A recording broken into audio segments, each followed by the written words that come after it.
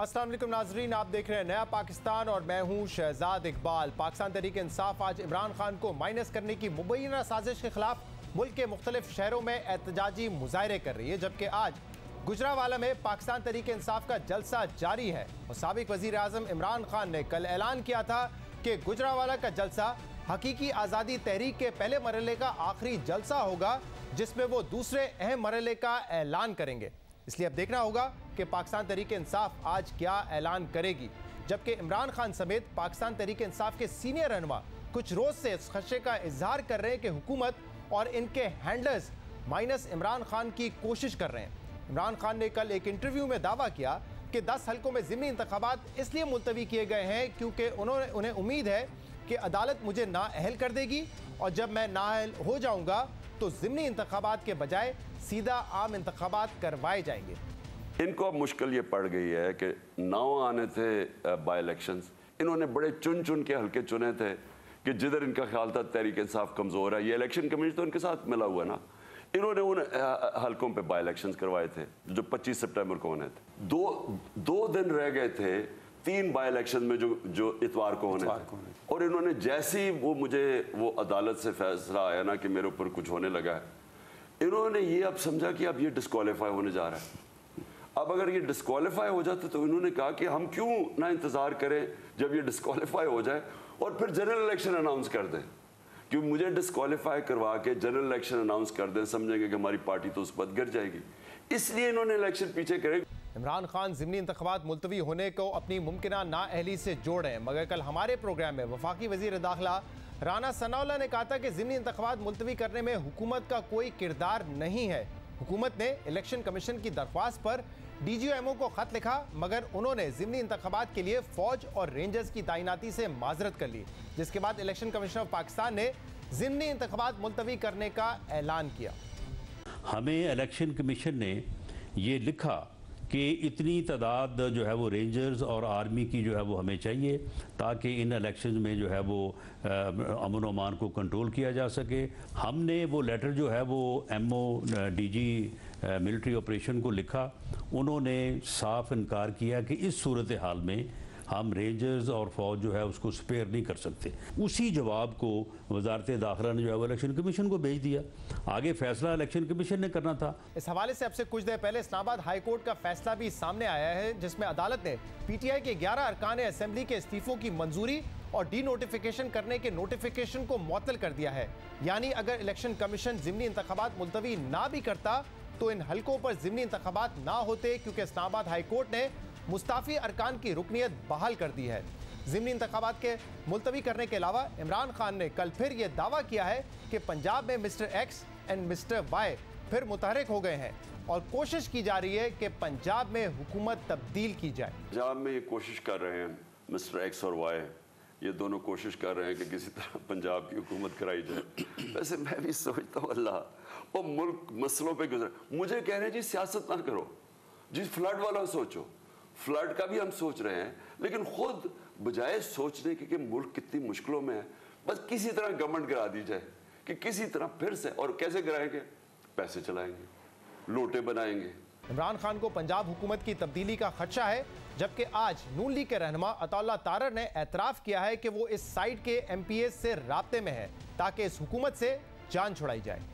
Governor राज के हवाले से ना कोई तजवीज़ ज़ेरे गौर है, ना इस मामले पर कोई बात हुई है, मगर लोगों का जो पंजाब के अंदर जो हालात बनते जा रहे हैं और जिस तरीके से सूबाई हुकूमत बिल्कुल कोई काम नहीं कर रही, तो दीगर ऑप्शन ज़रूर ज़ेरे गौर हैं कि हम पहले दिन से उस साइड के MPs से भी राब्ते में हैं और इंशाल्लाह अपनी कोशिश जारी रहेगी कि ये इस अजाब से पंजाब की जान छुड़ाई जाए और लोगों को पंजाब में रिलीफ फराहम किया जाए। इस सारी सूरत पर बात करेंगे, जिसके लिए हमें ज्वाइन किया पाकिस्तान के वजीर दाखिला राना सनाउल्लाह ने। राना साहब बहुत बहुत शुक्रिया वक्त देने के लिए। राना साहब सबसे पहले तो इस पर बात कीजिएगा, अब से कुछ देर पहले यह खबर आई है कि पाकिस्तान तहरीक इंसाफ के 11 रुकन कौमी असेंबली जिनके इस्तीफे मंजूर किए गए थे और बाद में इलेक्शन कमीशन ऑफ पाकिस्तान ने उनको डी नोटिफाई भी किया था, अब इस्लामाबाद हाई कोर्ट ने इस्तीफे की मंजूरी और जो नोटिफिकेशन था, जो डी नोटिफिकेशन था, उसको मुअत्तल कर दिया है 27 तारीख तक। और पहले ही इलेक्शन कमीशन ये फैसला दे चुका है कि जो बाई इलेक्शन होने थे वो मुलतवी हो जाएंगे। लेकिन जो स्पीकर का फैसला था और बाद में इलेक्शन कमीशन का जो डी नोटिफिकेशन था, इन मेंबर्स को डी नोटिफाई करने का नोटिफिकेशन था, उसको तो मुअत्तल कर दिया है इस्लामाबाद हाई कोर्ट ने। क्या कहेंगे इस पर आप?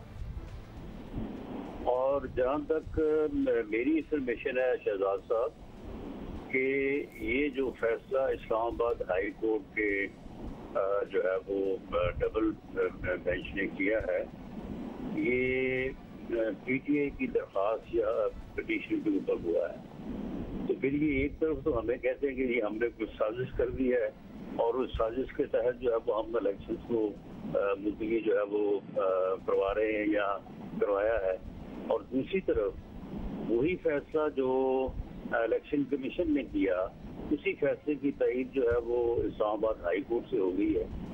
तो पीटीआई को कम से कम ये सोचना चाहिए कि ये जो बात करते हैं तो कोई आपस में तालमेल होना चाहिए। एक दिन ये और बात करते हैं, दूसरे दिन उसके बिल्कुल मुख्तलिफ जो है वो इनका अमल है। ये जहाँ तक मेरी इंफॉर्मेशन है कि ये दरख्वास्त पीटीआई की है जिसके ऊपर हाई कोर्ट ने ये फैसला किया है। राणा साहब, पीटीआई के शकूर शाद साहब ने जो है इस्लामाबाद हाई कोर्ट से रुजू किया था और कल उनके हवाले से ये फैसला आया था कि जो उनका इस्तीफ़ा है जो मंजूर किया गया था उसको सस्पेंड कर दिया गया था और जो डी नोटिफाई करने का उनको फैसला था उसको भी सस्पेंड किया था।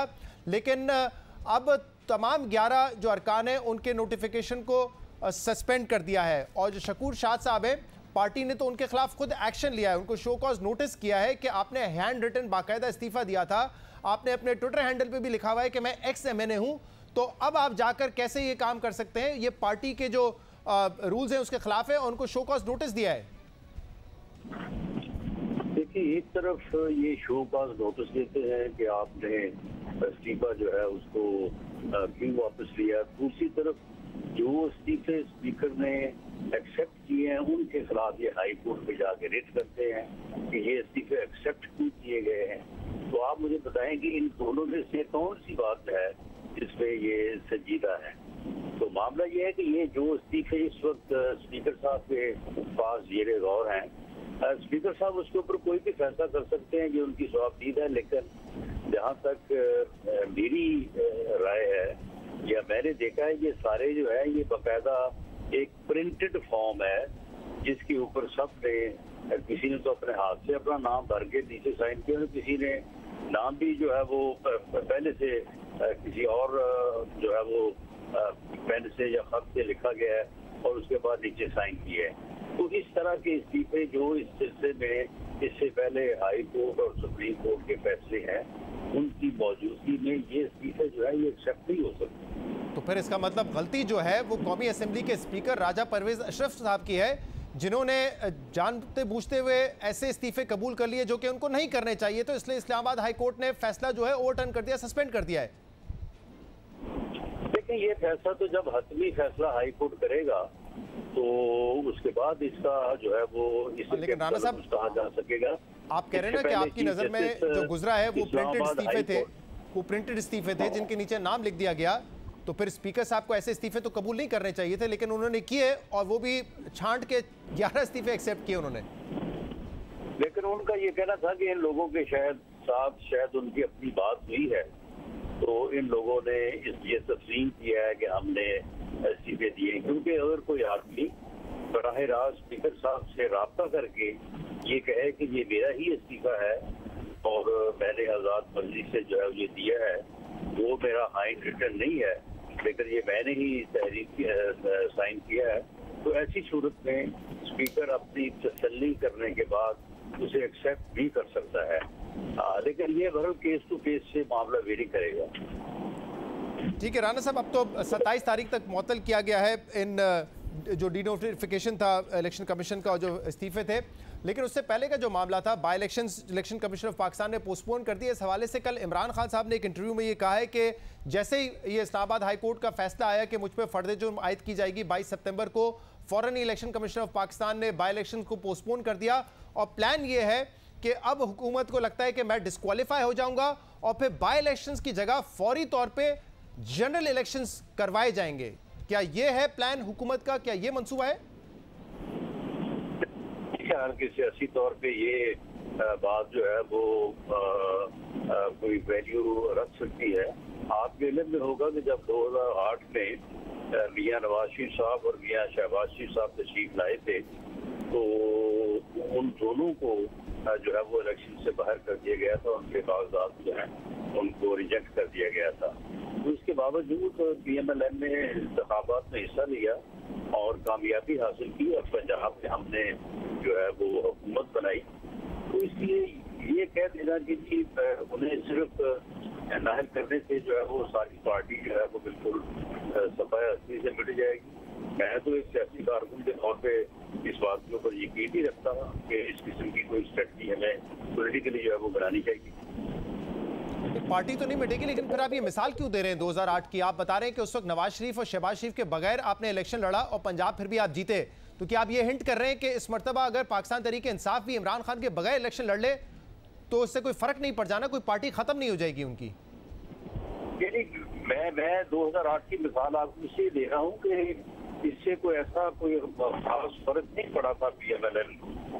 तो मेरा नहीं ख्याल कि सिर्फ इस बात से खास फर्क जो है वो पड़ सकता है। ये पार्टी की पॉलिसी होती है, लीडरशिप के एक अपना विजन होता है, लोगों को उससे जो है वो तवक्कुआत होती है।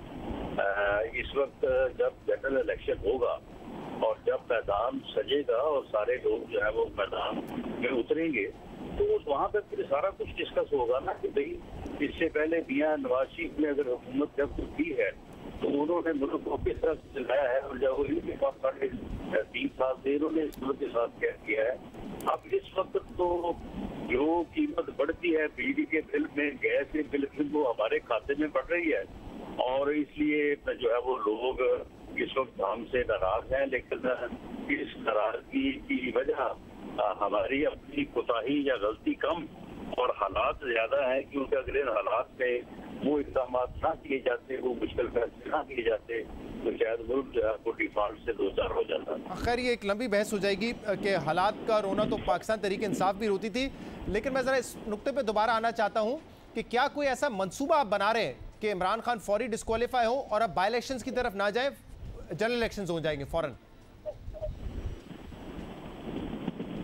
राणा साहब जी मैंने कहा कोई ऐसा मंसूबा है कि इमरान खान के डिस्क्वालीफाई होते ही फौरी तौर पे जनरल इलेक्शंस करवा दिए जाएंगे?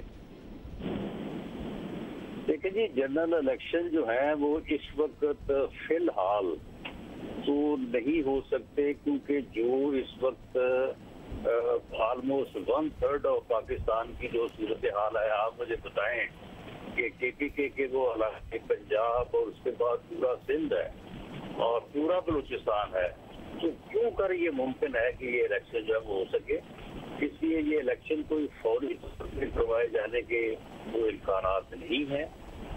लेकिन मैं समझता हूँ कि 2023 के शुरू में या दरमियान में तो बहरहाल इलेक्शन होने हैं और वो इलेक्शन ईयर है।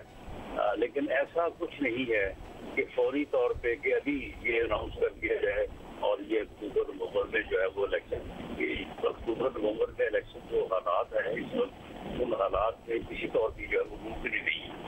अक्टूबर नवंबर तक नहीं है, लेकिन उसके बाद जनवरी फरवरी तक क्या वो मुमकिन है? हाँ, ये मार्च अप्रैल या उसके बाद फिर जुलाई अगस्त तक तो मेरा ख्याल है कि फिर तो फिर इलेक्शन होने ही है। अगर मार्च अप्रैल में नहीं होंगे तो फिर अगस्त सितंबर में हो जाएंगे। ये तो फिर 2023 इलेक्शन ईयर है। लेकिन जो वो कह रहे हैं ना, फरमा रहे हैं कि जी मुझे ये फौरी तौर पे यानी 25 सितंबर से को इन्होंने इसलिए जो है वो मुलतवी किए हैं कि उससे पहले मुझे नाअहल कर दिया जाएगा और उसके बाद फौरी तौर पे यानी सितंबर के आखिरी हफ्ते में इलेक्शन जो है वो कॉल कर दिए जाएंगे। ऐसी कोई बात नहीं। सही। और इसके अलावा क्या ये भी ख्वाहिश है कि जब इलेक्शन का माहौल बने तो उस वक्त पंजाब हुकूमत नून लीग के पास हो और इसीलिए आप दोबारा कोशिश करने जा रहे हैं कि जो हुकूमत है परवेज़ इलाही और पाकिस्तान तहरीक इंसाफ की, उसको गिराया जाए? क्या इस हवाले से भी कोई मूव तैयार कर रखा है पार्टी ने?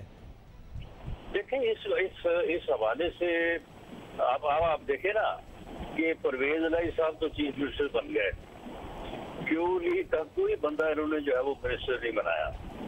और इस वक्त यानी हालत वहाँ पे ऐसी है कि अब उसको मैं और बयान ना ही करूँ तो बेहतर है कि पंजाब हुकूमत जो है वो इस वक्त बिल्कुल एक बच्चों का खेल बनी हुई है।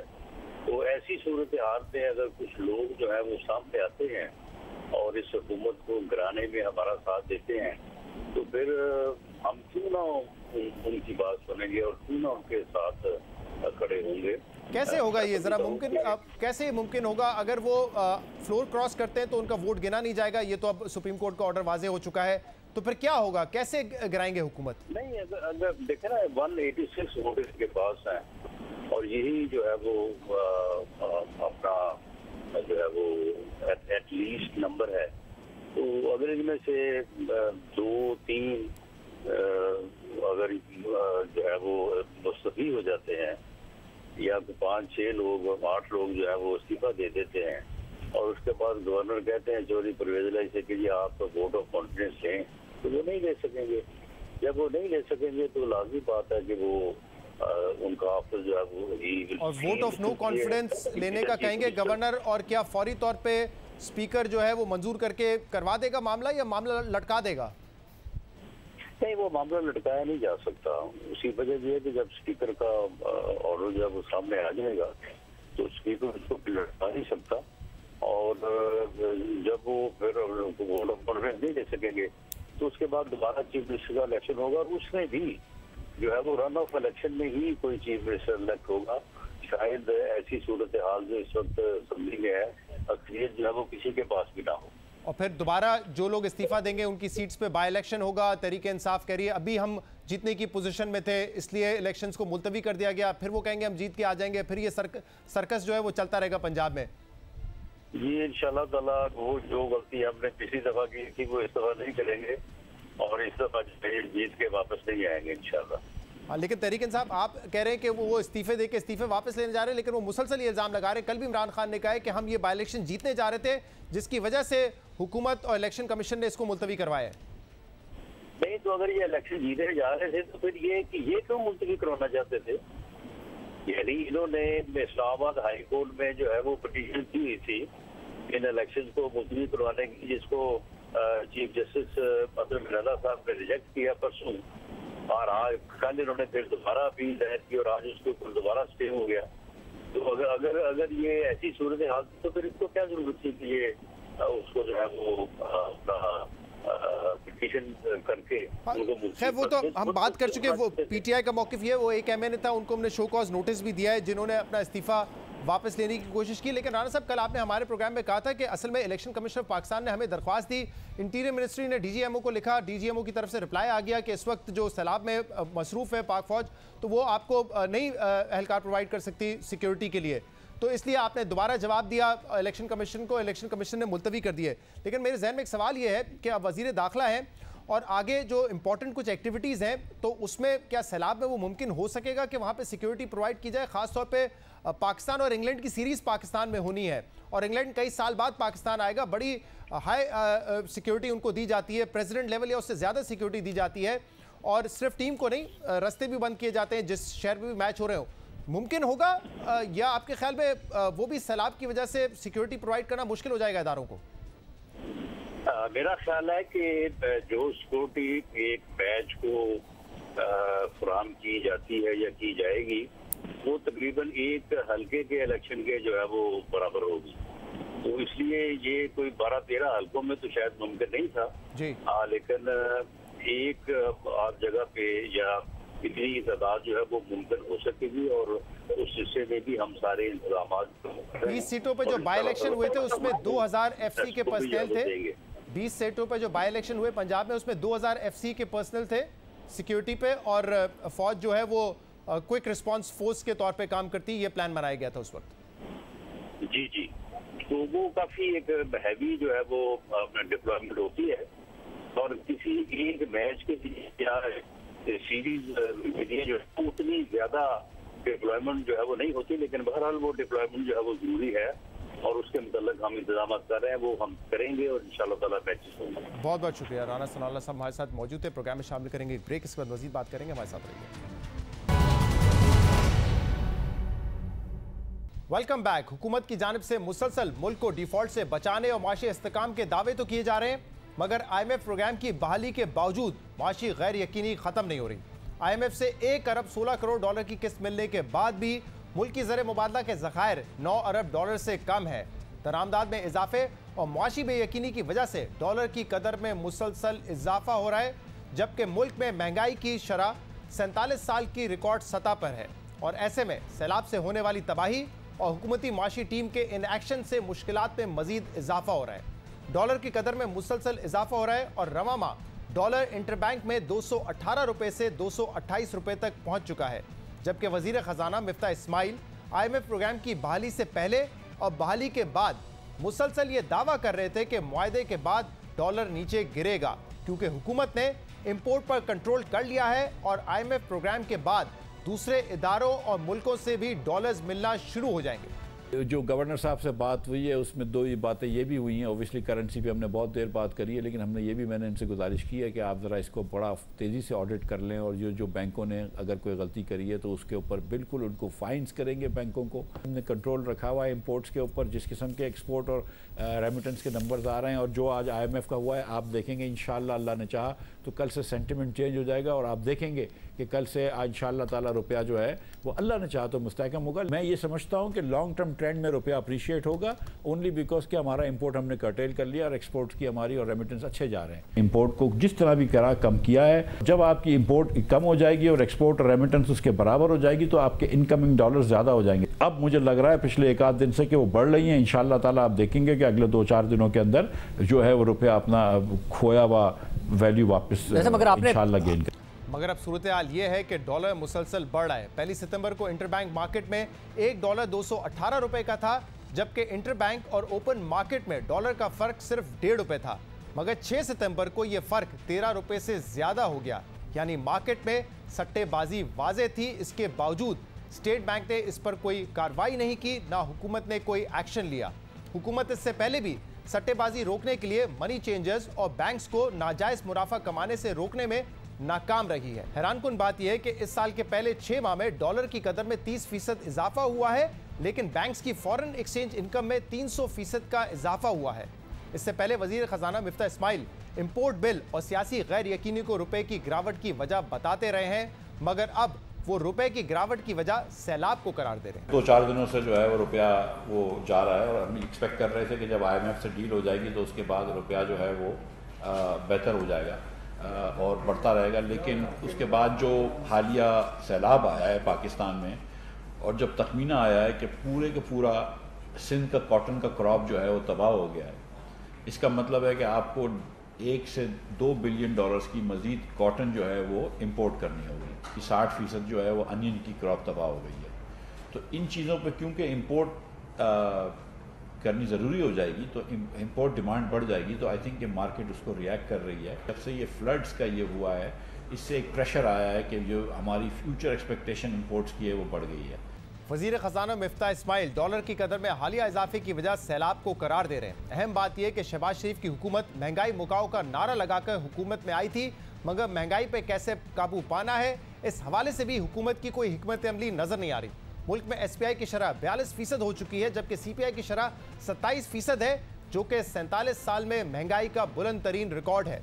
और अब रुपए की कदर में कमी के बाद महंगाई में मजीद इजाफा होने का खदशा है। इसके अलावा वफाकी वजीर एहसन इकबाल ने भी कल इस खदशे का इजहार किया है कि हुकूमत ने बजट में 5% शरह नमू का हदफ तय किया था, जो हासिल करना मुश्किल है और रवां साल शरह नमू सिर्फ 3% रहने का खदशा है। हुकूमत इन मुश्किलात से कैसे निपटेगी, मुल्क में माशी बेयकीनी कैसे ख़त्म होगी, इन तमाम मामलात पर हम बात करेंगे, जिसके लिए हमें ज्वाइन किया है पाकिस्तान के साबिक वजीर ख़जाना डॉक्टर हफीज़ पाशा ने। डॉक्टर साहब, एक अरसे से हुकूमत ये दावा कर रही है, वजीर ख़जाना ये दावा कर रहे हैं कि जब IMF का प्रोग्राम दोबारा बहाल हो जाएगा, उनके फंड्स आ जाएंगे, ज़र मुबादला के ज़खायर बढ़ जाएंगे तो इस्तेकाम नज़र आएगा, गैर यकीनी की सूरत हाल ख़त्म होती नजर आएगी। लेकिन मार्केट में ऐसा हो नहीं रहा है, ना कॉन्फिडेंस बहाल हो रहा है और रुपया भी जो है वो दिन ब दिन गिरते जा रहा है। पहले ओपन मार्केट और इंटरबैंक मार्केट में 12 रुपए का फर्क था और अब पिछले 4-5 सेशंस में हमने देखा है कि इंटरबैंक मार्केट में भी जो डॉलर का रेट है वो तेजी से बढ़ रहा है। क्या वजह है इसकी कि IMF प्लान के बावजूद गैर यकीनी की सूरत हाल खत्म नहीं हो रही है? बिस्मिल्लाहिर्रहमानिर्रहीम।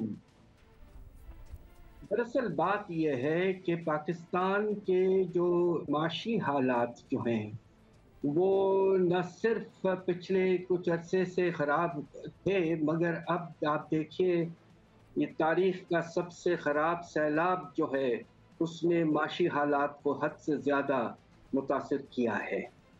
मेरे ख्याल से लोगों के जहन में ये भी है कि अब जब सैलाब आया है तो IMF प्रोग्राम हम किस तरह इम्प्लीमेंट कर पाएंगे, इसलिए कि इस मर्तबा जो अगले 3 रिव्यूज़ के लिए जो टारगेट सेट किए हैं वो नहायत सख्त है, और अगर हालात मामूल पे भी होते तो उनको इम्प्लीमेंट करने में बड़ी दिक्कत होती।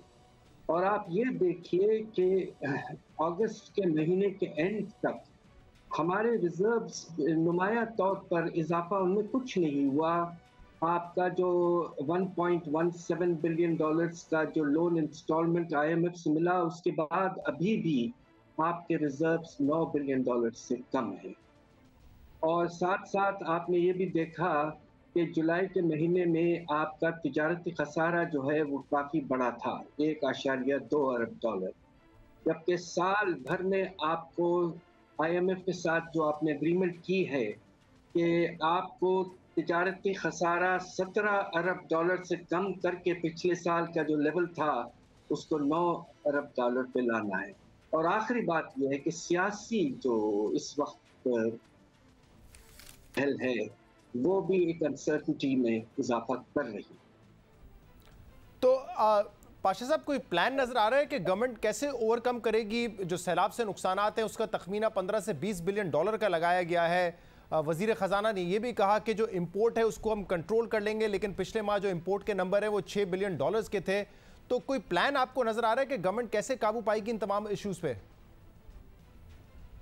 देखिए, अफसोस की बात यह है कि पाकिस्तान को एक वक्त पे बेशुमार मसाइल से सामना करना पड़ रहा है। तारीख में ऐसा शायद कम हुआ है जब माशी हालात हद से ज़्यादा ख़राब थे। दूसरी तरफ अब आपका सैलाब आ गया है, और तीसरी तरफ आपके सियासी हालात भी मामूल में नहीं हैं। एक जिसे कहते हैं मुस्तकम हुकूमत नज़र नहीं आ रही है। तो मुझे अफसोस से कहना पड़ता है कि आने वाले दिनों में IMF के प्रोग्राम को आगे बढ़ाना और हर तीसरे महीने रिव्यू को कामयाबी से मुकम्मल करना बहुत मुश्किल होगा हमारी हुकूमत के लिए।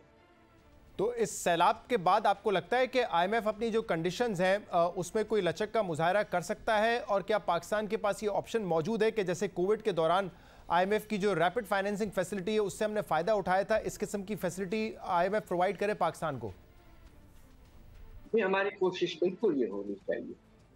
और IMF के पास न सिर्फ एक रैपिड फाइनेंसिंग फैसिलिटी है जिसके तहत हमें, आपको याद होगा, 1.4 अरब डॉलर मिले थे 2020 में IMF से, मगर IMF के पास एक और फैसिलिटी है जिसका नाम है नेचुरल डिजास्टर्स फाइनेंसिंग फैसिलिटी, मगर उसकी शराइत काफ़ी सख्त है।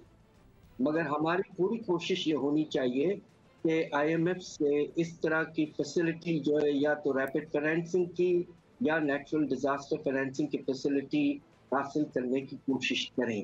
साथ साथ जो बाकी मल्टीलैटरल एजेंसीज हैं जिसमें वर्ल्ड बैंक, खास तौर पे एशियन डेवलपमेंट बैंक और कुछ हद तक इस्लामिक डेवलपमेंट बैंक, उनसे भी हमें कोशिश करना चाहिए कि खास तौर पे जो रिहैबिलिटेशन और रिकंस्ट्रक्शन के प्रोजेक्ट्स जो हमें करने पड़ेंगे बेशुमार, उसकी फाइनेंसिंग के लिए, इसलिए कि ये प्रोडक्टिव है, इसके लिए हम कोशिश कर सकते हैं कि प्रोजेक्ट फाइनेंसिंग हमें इन 3 बड़े मल्टीलैटरल एजेंसीज से भी खास तौर पे मिले।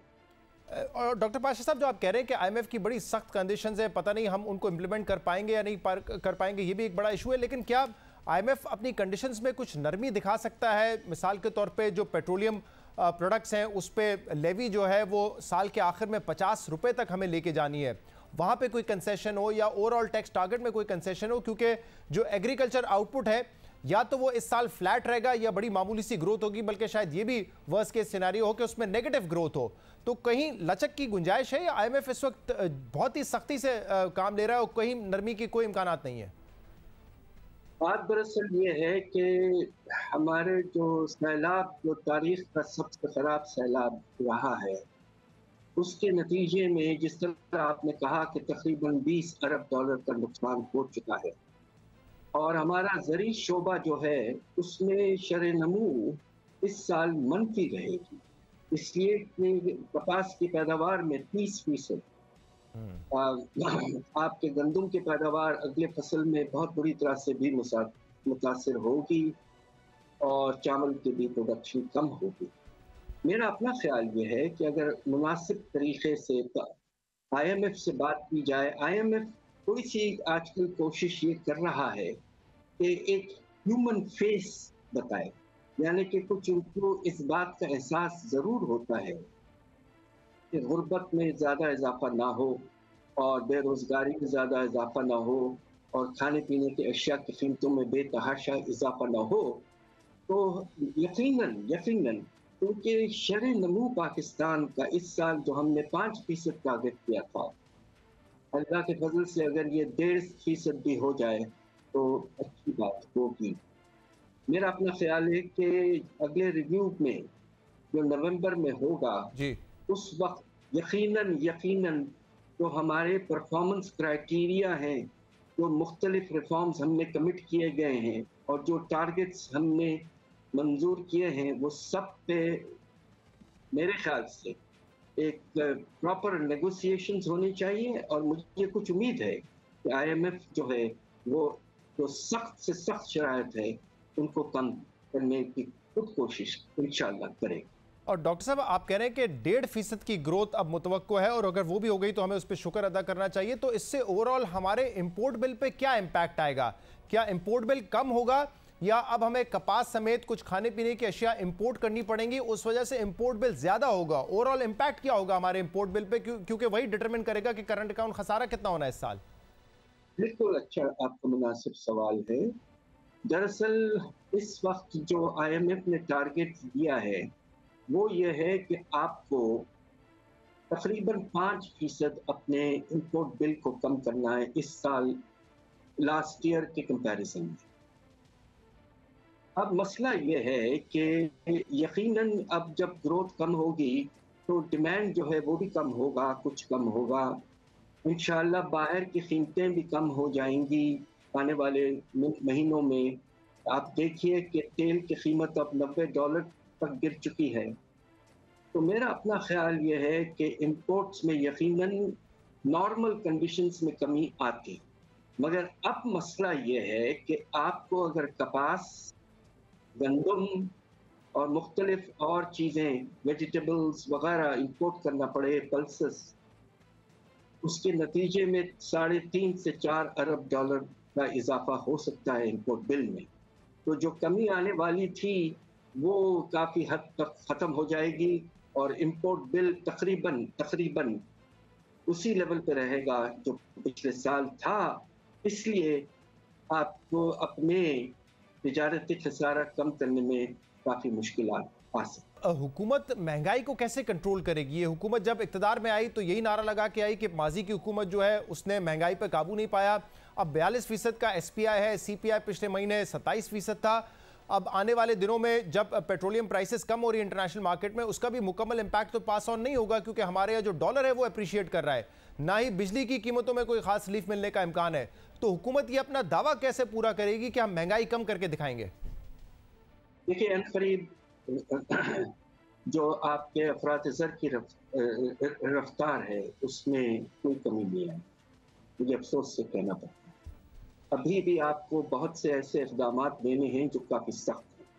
अब आप ये देख लीजिए कि अगले कुछ हफ्तों में आपको बिजली की निर्ख जो है वो ₹7.90 किलोवाट आवर बढ़ाना है।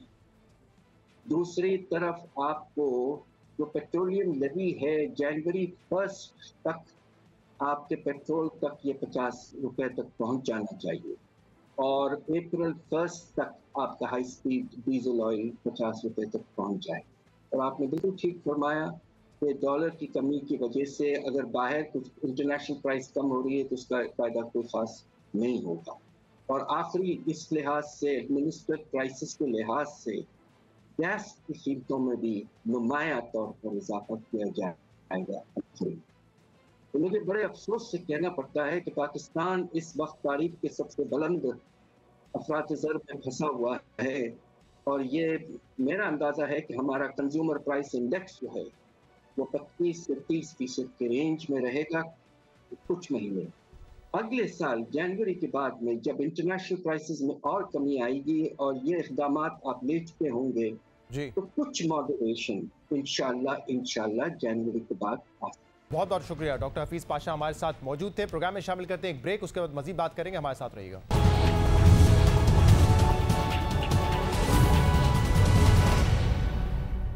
Welcome back. पाकिस्तान में जुलाई और अगस्त में तबाहकुन बारिश से आने वाले सैलाब की तबाहकारियां अभी भी जारी हैं। सैलाब से अब तक 1400 अफराद की अमवात हो चुकी है और जानी नुकसान के अलावा माशी नुकसानात में भी मुसलसल इजाफा जारी है।